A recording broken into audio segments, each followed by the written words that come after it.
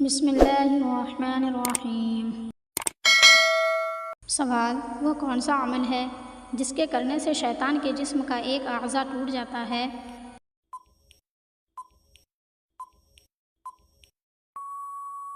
جواب: صدقہ دینے سے۔ سوال: لفظ قرآن کا کیا مطلب ہے؟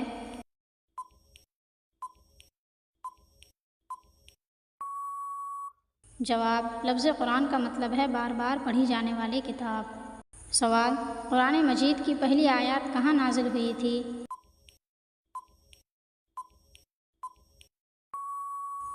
جواب: غار حرا میں نازل ہوئی تھی۔ سوال: قرآن مجید میں اعراب کس خلیفہ کے دور میں لگائے گئے؟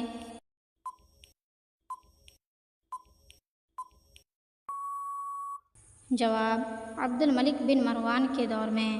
سوال: کون سا گناہ کرنے والے کا کوئی نیک اعمال قبول نہیں ہوتا؟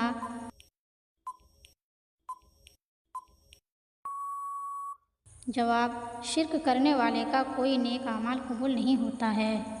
سوال: اللہ تعالیٰ کی کتاب زبور کس نبی پر اتاری گئی؟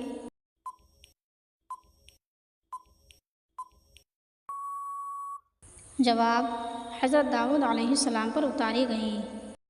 سوال: جہنم کے دروازے کس دن کھولے گئے تھے؟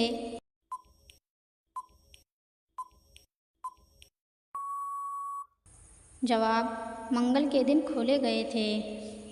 سوال: زمین اور آسمان کتنے ہیں؟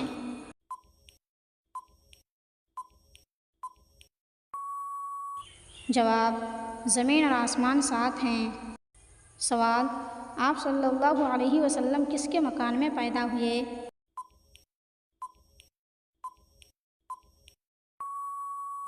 جواب: اپنے مکان میں پیدا ہوئے۔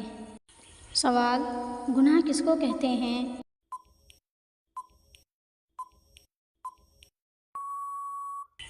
جواب: اللہ تعالیٰ کی نافرمانی کو گناہ کہتے ہیں۔ سوال: وہ کون سی چیز ہے جس کے چکھنے سے عورت کا نکاح ٹوٹ جاتا ہے؟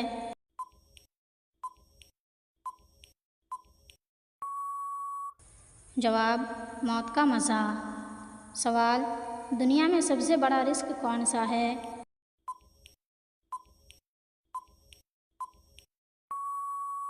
جواب: بغیر توبہ کیے سو جانا سب سے بڑا رزق ہے۔ سوال: وہ کون سی مسجد ہے جس میں کوئی محراب نہیں ہے؟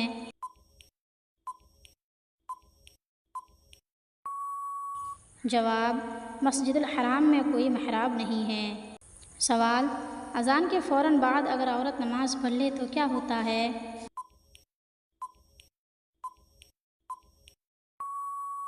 جواب: پڑھ سکتی ہے۔ سوال: شیطان کس عورت کے کان میں پیشاب کرتا ہے؟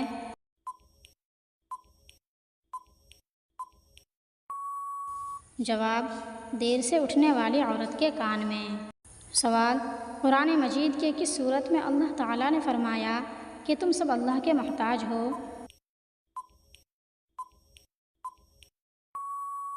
جواب: سورہ فاطر میں۔ سوال: آیت الکرسی کون سی سورت کا حصہ ہے؟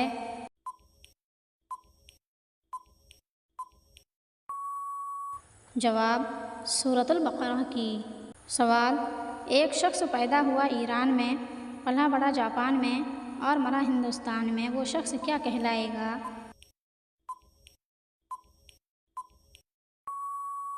جواب: مرحوم۔ سوال: آپ صلی اللہ علیہ وسلم کا آخری بار سینہ مبارک کب چاک ہوا؟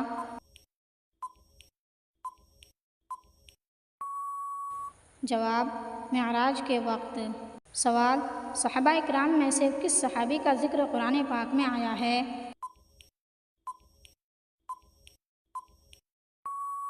جواب: حضرت زید بن حارث رضی اللہ عنہ کا۔ سوال: نزول قرآن کا مکی دورانیہ کتنا ہے؟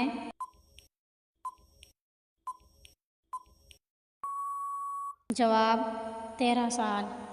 سوال: محرم الحرام کے پہلے 10 دن کون سی چیز کھانا حرام ہے؟